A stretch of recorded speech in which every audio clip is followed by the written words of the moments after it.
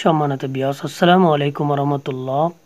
আমি অনেক ইউটিউবারদের ভিডিও দেখে প্লে স্টোর থেকে অ্যাপ ডাউনলোড করার পরে যখন আমার পিকের ব্যাকগ্রাউন্ড চেঞ্জ করতে যাই তখন অনেক অ্যাডব্রেস আসে, অনেক অ্যাড আসে, অনেক বিরক্তিকর বোধ হয়।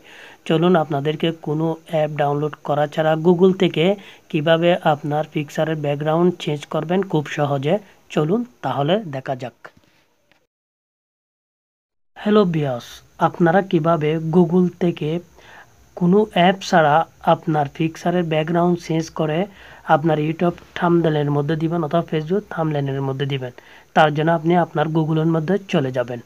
গুগলের মধ্যে চলে যাওয়ার পরে সার্চ বক্সের মধ্যে লিখবেন SL, আমি আপনাকে দেখাচ্ছি, SLAZZER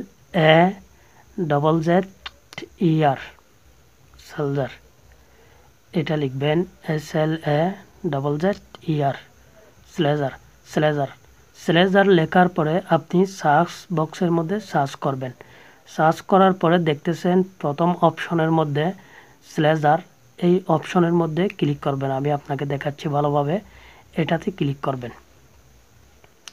এটাতে ক্লিক করার পরে আপনি দেখতেছেন এরকম একটা পেজ শো হবে, যে আমি আপনাকে একটু স্ক্রল করে দেখাচ্ছি। আপলোড ইমেজ, এটার মধ্যে ক্লিক করবেন।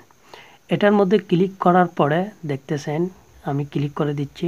আপনারা এখন দেখবেন যে এটাতে ক্লিক করার পরে এখানে আপনার পছন্দ মতো একটা পিক নেবেন, যেটা ব্যাকগ্রাউন্ড চেঞ্জ করার জন্য ইউটিউব থাম্বনেলের মধ্যে দিবেন অথবা ফেসবুক থাম্বনেলের মধ্যে দিবেন। আমি এই পিকটা চয়েস করলাম। চয়েস করার পরে দেখতেছেন কিছু আপলোডিং হচ্ছে দেখতেছেন। আপলোডিং হতে হতে আমার চ্যানেলে আপনি নতুন হয়ে থাকলে সাবস্ক্রাইব করে পাশে থাকবেন, যাতে আপনাকে আমি আপনার খেদমত করতে পারি, উপকার করতে পারি ভিডিওর মাধ্যমে। তো বিয়াস, আপনি দেখতেছেন আপলোডিং হওয়ার পর দেখতেছেন কত সুন্দর ব্যাকগ্রাউন্ড চেঞ্জ হয়ে গেছে।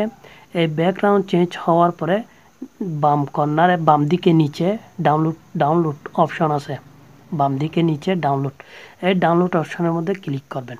ডাউনলোড অপশনের মধ্যে ক্লিক করার সাথে সাথে আপনার পিকটি ডাউনলোড হয়ে যাবে। দেখেন, আমি আপনাকে দেখাচ্ছি, এটা ডাউনলোড হয়ে গেছে। এটা চাইলে আপনি ইউটিউব থাম্বনেলের মধ্যে ব্যবহার করতে পারবেন এবং ফেসবুক থাম্বনেলের মধ্যে ব্যবহার করতে পারবেন। তো এই ভিডিওর দ্বারা আপনার উপকার হয়ে থাকলে সাবস্ক্রাইব করে পাশে থাকবেন। ধন্যবাদ।